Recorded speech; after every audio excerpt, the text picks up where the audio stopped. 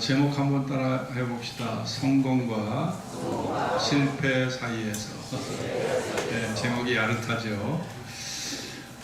사람들은 사실 누구나 성공적 삶을 살기를 원합니다. 가정도 깨어지지 않고 끝까지 잘 가정이 세워지기를 바라죠. 그게 가정의 성공입니다. 사랑도 그 사랑을 이루는 것은 참 어려워요. 마음을 하나 되게 하는 거 참 쉽지 않죠. 그 사랑도 성공적으로 이어지기를 다 바라는 것이죠. 또 사업도 그래요. 그리고 우리 행복도 그렇습니다. 인간관계도 그렇습니다. 인간관계가 잘 나갔던 20년, 30년 우정이 배신으로 갈라서고 서로 원수가 되는 경우가 허다하거든요. 관계도 성공적으로 이어지면 얼마나 좋겠습니까? 근데 관계도 보면 깨져버려요. 그리고 믿음 생활도 성공적으로 가야 돼요. 여러분 사도 바울을 추종했던 많은 사람들 중에 많은 사람이 세상 길로 가버렸어요. 믿음의 성공을 이루지 못하고 중도 탈락을 하는 사람들이 꽤 많았거든요. 믿음도 성공적인 믿음 생활이 필요한 거죠. 여러분 인생을 성공적으로 사는 사람들은 제가 봐서 이건 순전히 개인적인 판단인데 스스로 성공했다고 자부하는 사람들은 제가 10% 정도 돼요. 그리고 나머지는 실패했다고 생각하는 사람, 나는 인생 헛살았고 실패했다, 이런 사람들은 10% 돼요. 나머지 80%는 성공도 아니고 실패도 아니고 살아가는 사람이 저는 80%라고 생각을 하는데요. 성공의 조건이 뭘까? 도대체 성공의 조건은 기본적 자질이 잘 돼 있어야 되죠. 지식과 기술과 경험과 자본, 학력과 인맥 다 총동원돼야 되는데 그 중에 정신적 자질이 참 요구됩니다. 성공하는 사람들 김연아 보세요. 손흥민 보세요. 목표 지향적 삶을 살면서 남들이 볼 때 악독하게 보일 만큼 정말 초인적인 집중력을 가지고 연습벌레로 살아가는 사람들, 이런 사람들이 유명인이 되잖아요. 그러니까 성공이라는 것은 0.01%의 그 성공의 정상에 오르기 위해서는 남들보다 5배, 10배로 노력하지 않으면 성공하기가 쉽지 않은 거예요. 그러니까 거기에는 끈기, 도전 정신, 꿈과 비전을 위해 달려가는 집중력, 열정, 추진력, 그리고 친화력, 위기관리 능력, 살다 보면 절망의 순간이 오거든요. 낙심이 되고 포기하려는 생각이 들어오거든요. 자신과의 싸움에서 이겼기 때문에 성공의 길로 가는 거지. 여러분 성공하다가 성공의 길로 가다 중도에 사차한 사람들이 얼마나 많습니까? 얼마나 많아요. 그리고 성공이라는 것은 내 실력만 갖고 되지 않아요. 운이 따라줘야 돼요. 운이. 내가 아무리 좋은 조건을 갖추고 있어도 운이 따라주지 않으면 성공할 수 없는 거예요. 성공할 수 없는 겁니다. 대기업을 하다가 망한 사업가들 헤아릴 수 없이 많습니다. 헤아릴 수. 대우의 김우중 씨가 대표적인 사람이고요. 동아건설의 최원석, 육삼빌딩의 소유주였던 신동아그룹의 그리고 최순영 회장, 그 다음에 한보그룹의 정태수 씨, 그리고 국제그룹의 양정모 회장, 셀 수 없이 많아요. 셀 수 없이. 이 사람들이 실력이 없었나요? 실력이 없었나요? 능력이 부족했었나요? 아닙니다. 누구보다도 명석하고 누구보다 실력 있고 누구보다 수완이 좋았던 사람이죠. 그러나 여러 가지 시기가 여건이 맞지 않았어요. 우연한 일이 발생했어요. 정치적 사회적 이유 때문에 이 사람들이 중도에서 다 그냥 망해버린 거예요.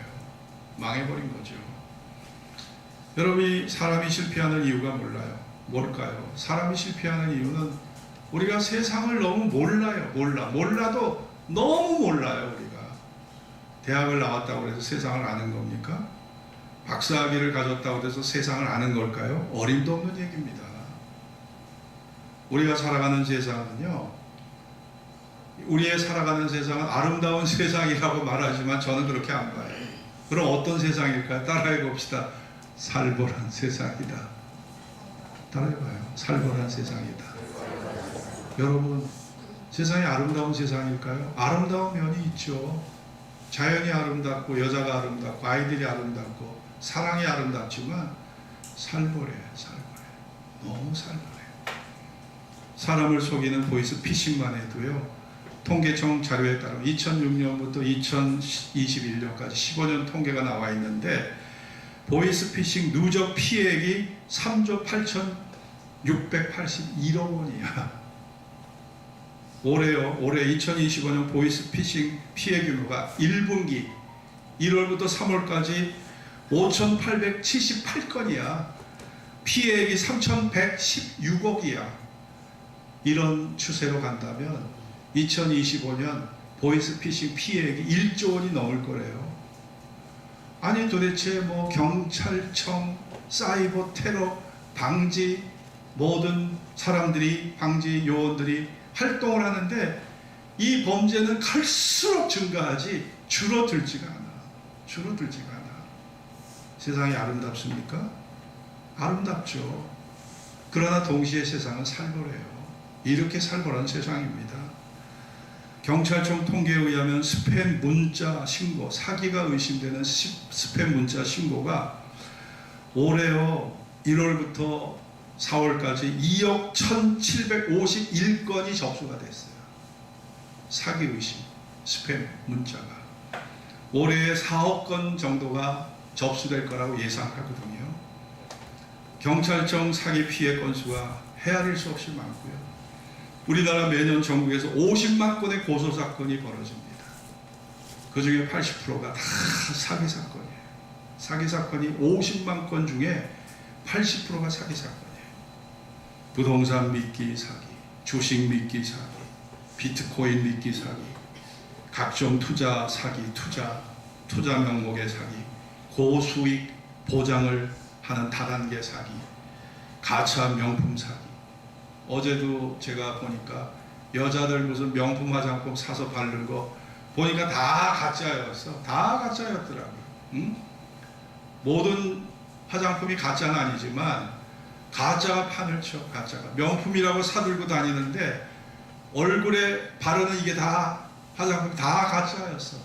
미백 성분, 뭐 피부 노화를 방지하는 성분 싹 빠져버린 성분들이야. 그거 20만 원, 15만 원씩 주고 사서 바른 거 여자들이요. 억울하죠. 그러니 세상이 아름답습니까? 살벌합니다. 아름답지만 동시에 살벌해. 이게 세상이야. 도박 믿기 사기, 미술계에 덮친 1조 원 아트테크 다단계 사기. 아니 미술품 갖고 장난쳐서 1조 원대 사기를 벌였어. 우와, 이게 지금 대한민국의 현실이에요. 이거 부정할 수가 없습니다. 이게 현실이 됐어요. 남의 돈을 노리는 사기꾼들이 판을 치는 세상이에요.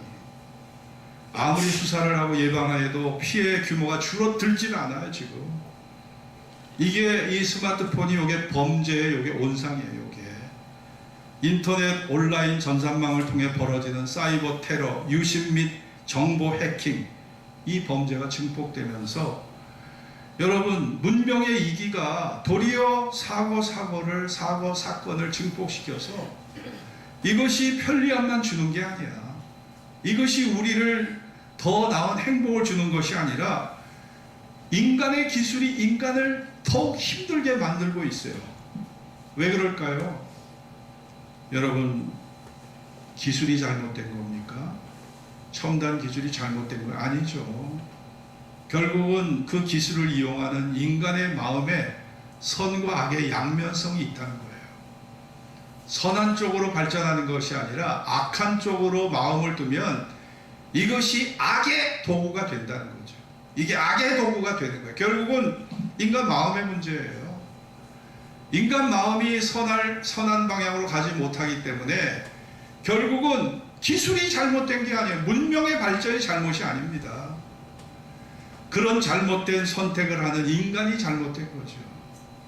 인간성이 변화되지 않고는 우리의 미래는 없어요. 그러므로 없는 것입니다.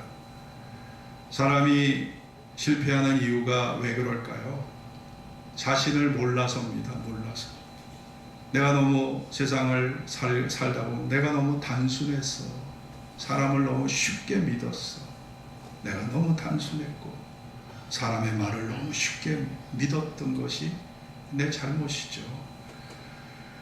그리고 거짓된 말을 하면서 상대에게 신뢰를 주지 못한 것이 패인이고, 지나친 과욕을 부리다가 욕심 부린 것이 패인이고, 내 존재를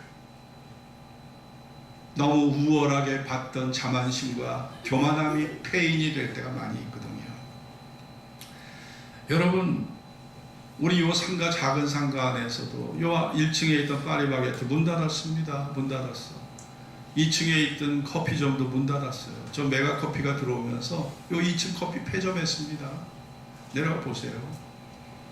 자영업 성공률이 과거에는 12%인데 지금은요, 자영업 성공률이 5%밖에 되질 않아요. 그러니 자영업을 해 성공한다? 참 하늘의 별 따위가 됐어요.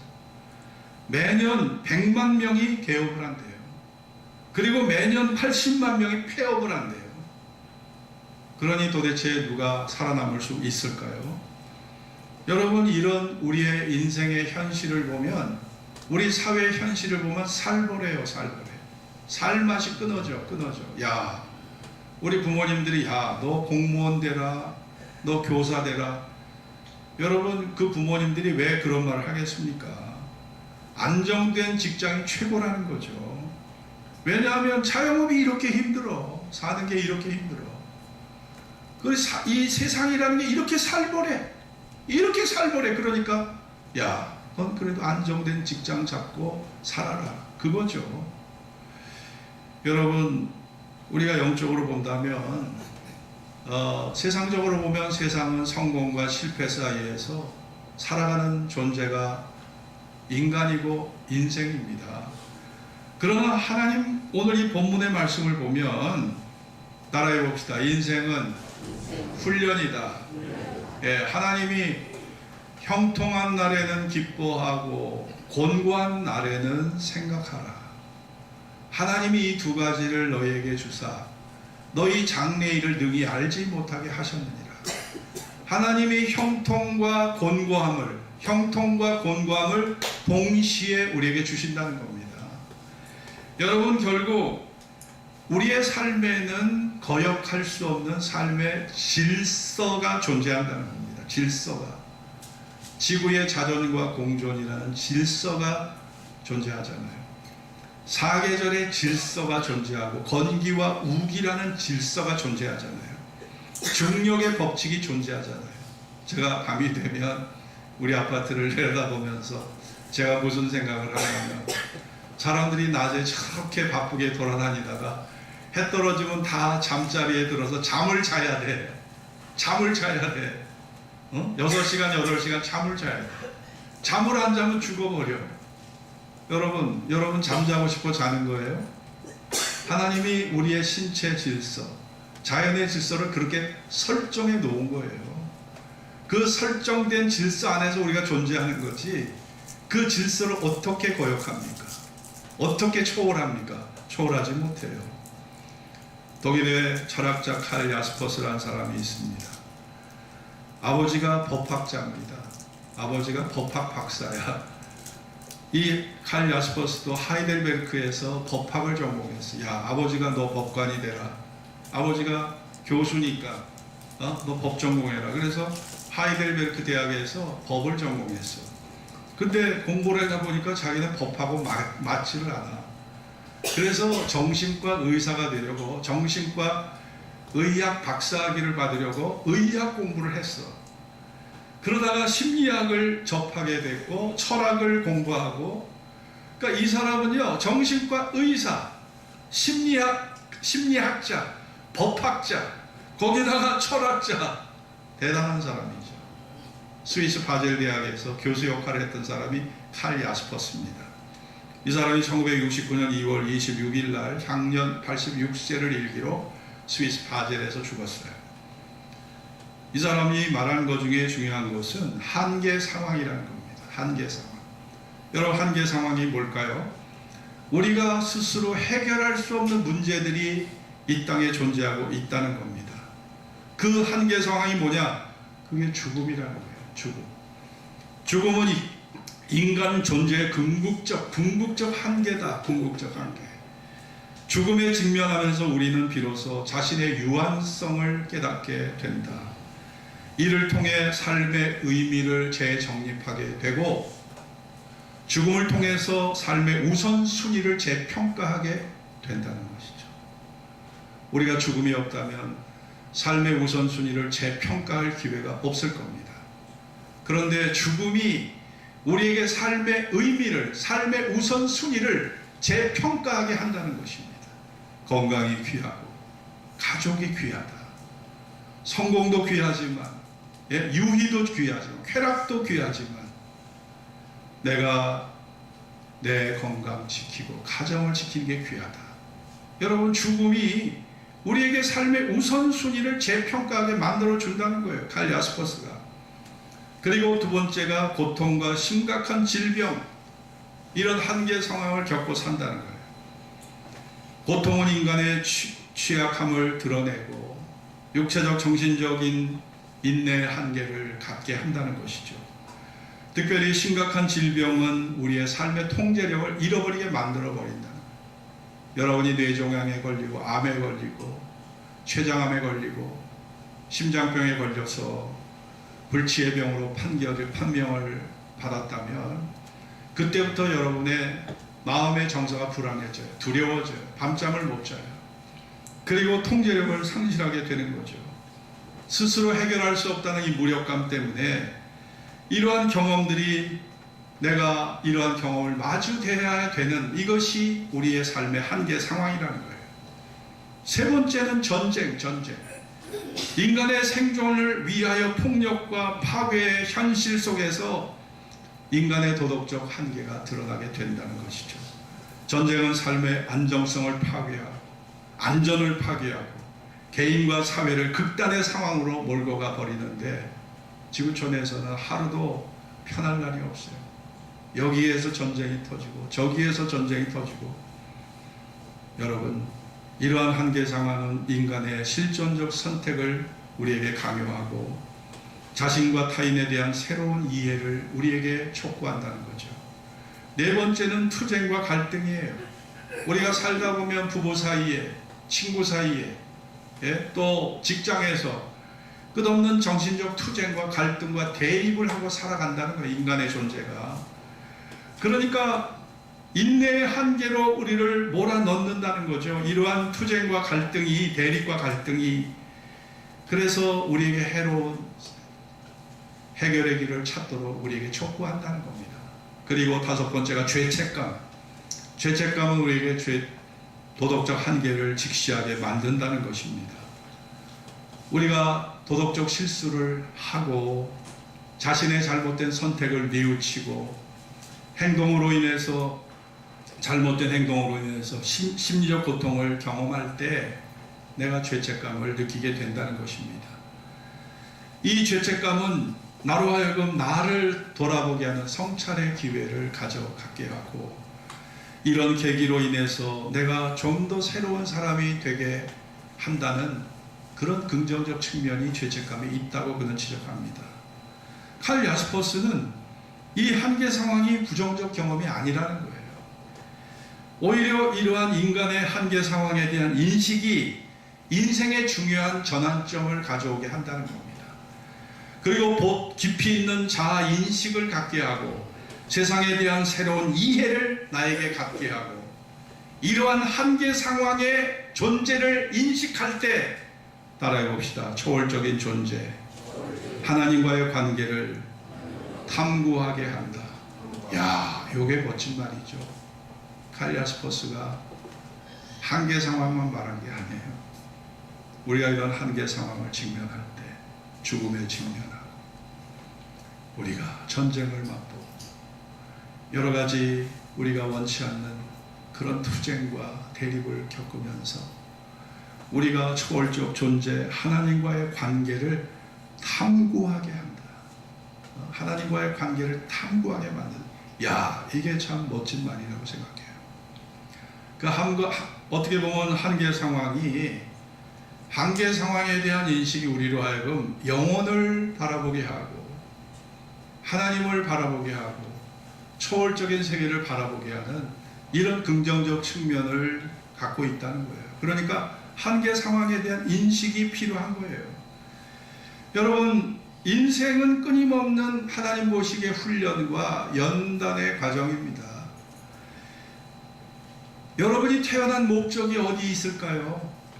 네? 세상은 자아 실현을 위해서 자신의 행복과 만족을 위해 태어났다고 말하지만 하나님 보실 때 그렇지 않아요.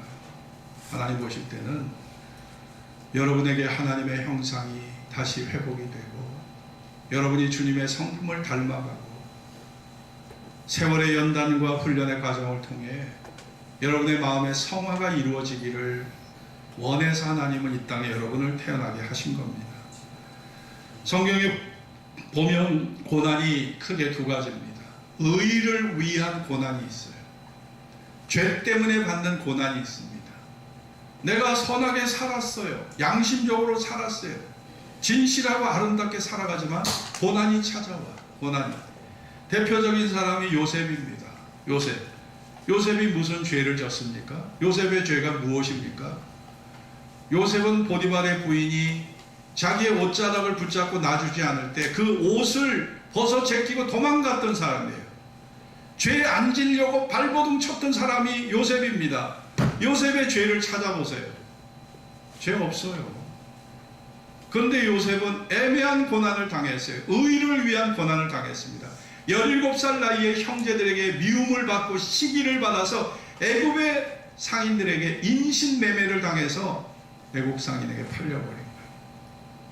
애굽의 총리가 되기까지 30세에 퇴임되기까지 13년 동안의 모진 고통의 세월을 보냈어요.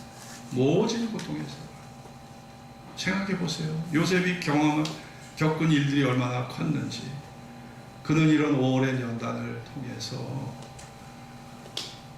20년 후에 드디어 아버지를 만나게 됩니다. 고향을 떠난 지 20년 만에 아버지를 만나요. 그리고 아버지 야곱이 죽은 후 자신을 애굽에 팔아버린 형제들이 요셉을 찾아와서 무릎을 꿇고 용서를 구할 때 여러분, 요셉은요 인격의 최고의 경지에 오른 위대한 신앙인으로서 용서를 조건 없이 베풀어 줍니다. 세월의 연단이 요셉에게 인격의 최고의 경지에 이르게 한 겁니다. 사랑은요, 친절함도 사랑이에요. 오래 참음도 사랑입니다. 진리와 함께 기뻐하는 것도 사랑이에요. 그런데 사랑의 최고의 경지가 용서잖아요. 근데 요셉은요, 이 세월의 연단을 통해서 용서를 배웠어요. 용서하는 사랑의 경지에 이르게 된 거죠. 이것이 요셉이 경험한 삶의 연단이었습니다. 그리고 두 번째로 죄로 인한 고난을 받은 대표적인 인물이 바로 야곱입니다. 아버지와 형 에서를 속이고 장자의 명분을 찬탈한 야곱. 그 죄로 인해서 자신을 죽이려고 하는 형 에서의 낯을 피하여 여러분 외삼촌 라반의 집으로 피신합니다. 야곱의 집에서 야곱이 외삼촌 라반의 집에서 몇 년을 살았을까요? 몇 년? 20년 살았어요. 20년. 창세기 31장 41절을 보면 내가 외삼촌의 집에 거한 지 20년 만에 돌아보니 외삼촌의 두 딸을 위하여 14년, 외삼촌의 양떼를 위하여 6년을 외삼촌을 위하여 봉사하였지만 외삼촌께서 내 품값을 10번이나 변역시키셨다. 변역이라는 게 뭐예요? 바꿨다는 얘기죠. 양 100마리 준다고 했다가 3마리 주고 5마리 주고. 여러분, 라반의 집에서 20년 세월은 야곱에게 있어서 외삼촌 라반의 집의 20년 생활은 외삼촌에게 철저하게 이용당한 그런 세월이었어요. 눈물과 고통과 억울함과 원한에 사무친 절망의 세월이 20년이었어요.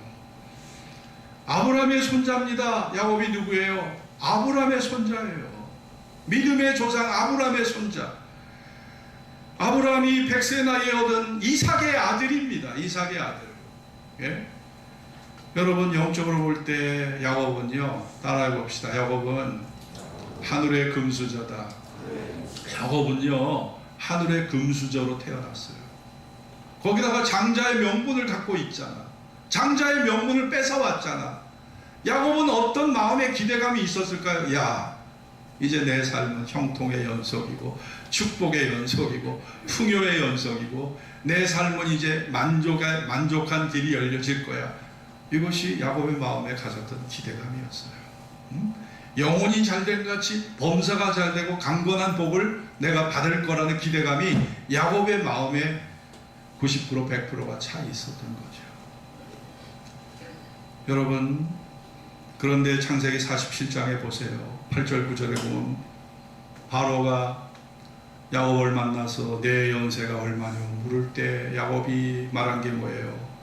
내 나그네 길 세월이 130년이나 따라해 봅시다. 험악한 세월을 보낸나이다. 험악한 세월, 험악한 세월 보냈다. 야곱은요, 하늘의 금수저로 태어난 존재야. 예? 선민이라서 아브라함의 손자야. 하늘의 금수저. 예? 여러분, 그런데 외삼촌 라반의 집에서 20년간 품삯도 제대로 받지 못하고 고통스럽고 억울한 절망적 세월을 보냈잖아요. 야곱이 겪은 고난이 6가지예요. 그게 첫 번째가 라반의 집에서 20년. 두 번째가 가장 사랑했던 라헬, 사랑했던 여자 라헬이가 베냐민 나타가 산고의 고통으로 죽어버린 거예요. 아니, 내 여자를 사랑했는데 하필이면 가장 사랑했던 여자가 죽어버려요. 자기 앞에서.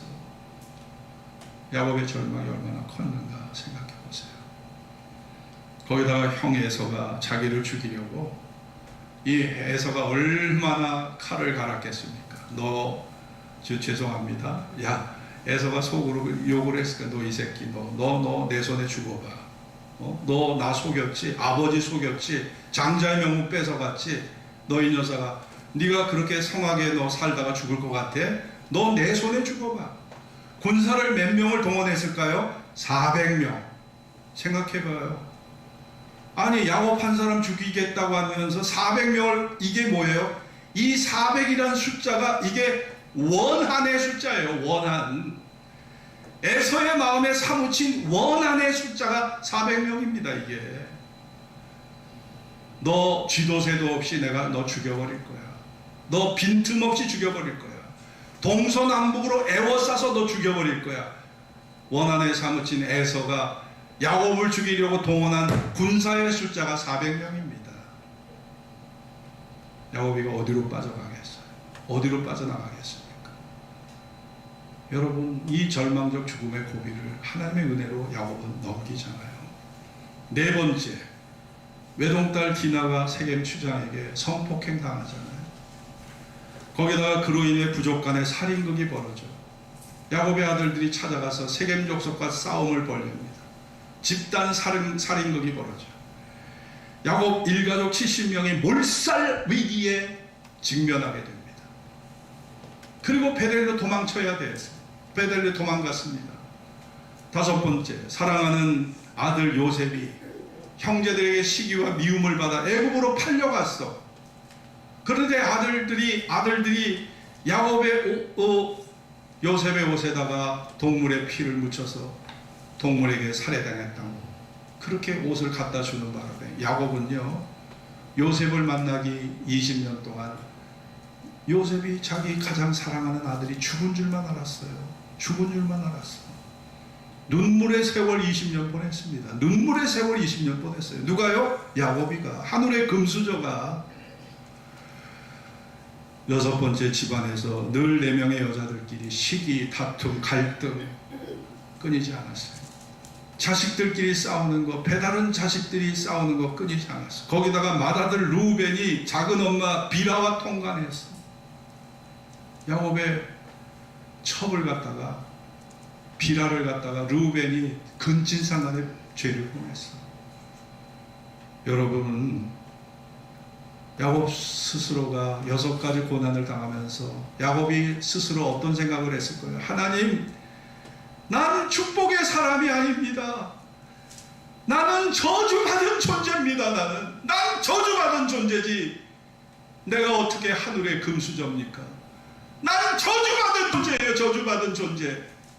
이게 야곱이 마음에 겪었던 생각이에요. 영혼이 잘된 같이 범사가 잘되고 강건한 게 아니라 나는 저주받은 존재라고 야곱은 스스로 생각했다는 거예요. 여러분이 야곱이 겪은 6가지 일을 여러분이 예수 믿으면서 겪는다면 그래도 나 감사히 예수 믿고 살래요. 손 들어보세요.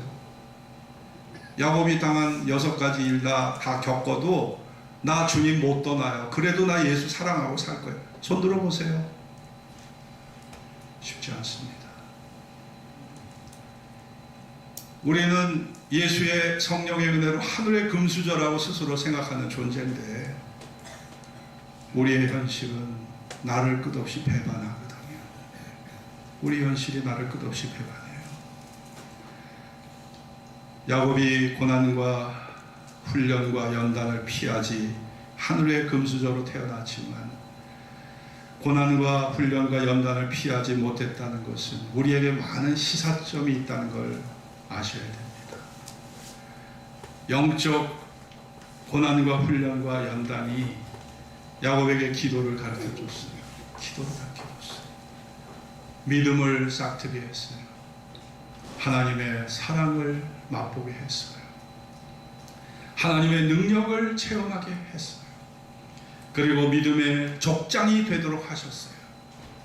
그리고 그의 영적 지위를 지극히 높여주셨어요. 여러분, 이스라엘이란 이름이 어디서 나왔습니까? 야곱이 이스라엘이에요. 하나님은 이스라엘 나라를 아브라함의 명칭을 쓰지 않으시고 다윗의 명칭을 쓰지 않으시고 이스라엘, 야곱의 명칭을 쓰게 하셨습니다. 이유가 뭘까요? 야곱의 연단이 야곱에게 이렇게 위대한 영광을 갖다 준 겁니다. 야곱은 자기가 죽으면서도 자기가 이렇게 큰 영광을 받을 거라는 생각을 못했을 거예요. 그러나 야곱은 이 큰 영광을 받게 된 거죠. 여러분, 그렇습니다. 지금 여러분의 삶의 형편은 어떠하신가요? 평안하신가요? 아니면 온갖 고난과 연단으로 정신을 못 차릴 지경이신가요? 형통한 날에는 기뻐하고 곤고한 날에는 생각하라. 하나님이 이 2가지를 병행하게 하사 사람으로 그 장래일을 능히 헤아려 알지 못하게 하셨습니다. 인간은 성공과 실패 사이에 살아가는 존재입니다.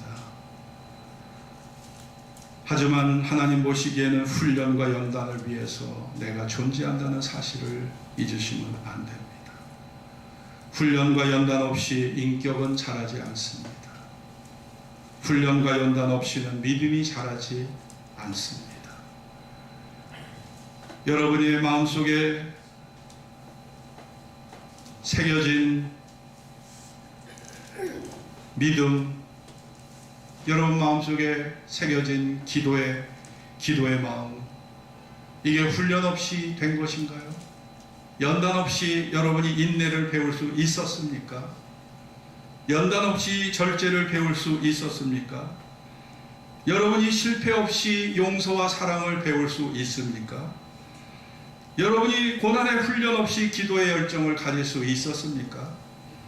하나님을 경외하는 믿음이 연단 없이 어떻게 우리의 마음에 정착할 수 있습니까? 생각해 보십시오. 생각해 보십시오. 내가 오늘 겪고 내가 마음에 새겨진 아름다운 영적인 선물들, 영적인 이러한 귀한 보화들은 다 믿음의 훈련과 연단을 통해서 새겨진 귀한 보화라는 사실을 우리가 부정할 수가 없는 것입니다. 고난과 연단은 결코 인간 보기에 결코 달갑지 않아요. 사고당하고 아이가 아프고 지갑 잊어버리고 자동차 사고 나고 질병을 겪고 돈이 없어서 쩔쩔매고 카드빚 막느라고 동분서주해야 해요. 여러분, 그러나 고난과 연단이 야곱을 이스라엘이 되게 하셨어요. 이스라엘이 되게 했습니다. 이스라엘을 만들어서 가신 거예요. 인간이 살아가는 삶의 목적이 인간적으로 볼 때는 성공이고 행복이고 만족이고 자아실현이고 꿈의 실현이고 부요함과 풍성함을 위해서 내가 존재하는 거로 여기고 살지만, 하나님이 보실 때는 연단과 훈련의 과정이라는 것을 잊으시면 안 돼요. 내 믿음을 정금처럼 다듬어 가시는 것이 하나님의 섭리라는 것을 잊으시면 안 되는 것입니다. 어떤 사람은 내 인생은 헛살았어 탄식합니다. 가족도 해체되고 돈도 잊어버리고 사랑도 잊어버리고 사업도 망하고 투자했던 것도 다 망하고 나 인생 헛살았어. 내 인생 헛살았대요. 여러분 마음에 새겨진 하나님의 형상은 불필요하고 무의미한 것입니까? 여러분 마음에 새겨진 믿음과 기도와 소망은 무의미한 것인가요? 여러분의 안에 스며져 있는 진리의 깨달음과 지혜와 부활의 생명에 대한 소망은 무의미한 것들인가요? 여러분, 하늘로 향한 출구를 향해 나아갈 수 있는 그 축복을 받았다는 그 사실조차 여러분 부인하실 것인가요? 인생은 빈손 들고 왔다가 빈손 들고 가야 되는 존재가 인간이에요. 죽을 때 아무것도 가져가지 못합니다. 죽을 때 가져가는 것은 내 영혼뿐이에요. 내 영혼뿐입니다. 세상 사람들은 세상의 화려함에 반해서, 세상의 화려함에 도취돼서 하나도 가져가지 못할 물질의 영광을 바라보고 사는 존재가 세상 사람들이잖아요.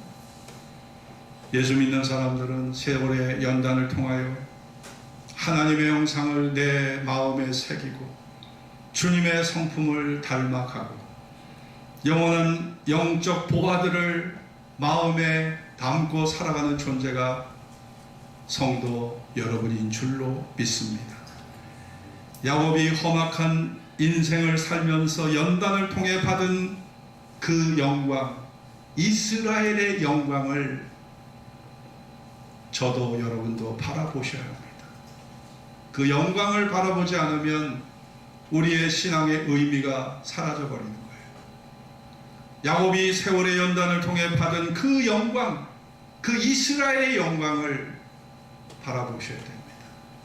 12지파가 형성되고 이스라엘 나라가 야곱을 통해서 형성됐다는 그 사실을 우리가 기억하면서 눈에 보이는 것으로 내 인생의 성공과 실패를 판단하지 말고 규정 짓지 말고 하나님의 영원한 말씀으로 내 인생을 새롭게 조명해 가시는 축복된 여러분이 되시기를 주의 이름으로 축원합니다. 기도하겠습니다. 오늘 주신 말씀을 기억하면서 야곱의 인생, 험악한 인생을 살았습니다. 6가지 불행의 조건을, 성폭행, 사랑하는 아내의 죽음, 사랑하는 아들의 죽음, 20년 동안 보지 못했던 그 아들의 죽음, 거기다가 가족 몰살의 위기. 예? 그러나 그 세월의 연단을 통해 기도를 배웠어요. 믿음이 생겼어요. 하나님의 능력을 알게 됐어요. 이스라엘이라는 영광스러운 이름을 획득하게 되었어요. 여러분, 이것이 우리에게 시사하는 바가 큰 거예요. 여러분도 저도 야곱의 길을 가고 있다는 것을 아셔야 됩니다. 여러분도 저도 야곱의 길을 가고 있는 거예요. 세상 사람들은 부유한 물질 화려함 속에 자신의 삶의 의미를 찾지만 여러분은 영적 보화를 바라보셔야 됩니다. 그리고 그것을 바라보고 살아가는 그런 믿음의 사람들이 되기를 기도합시다. 다 같이 합심으로 기도합시다. 할렐루야.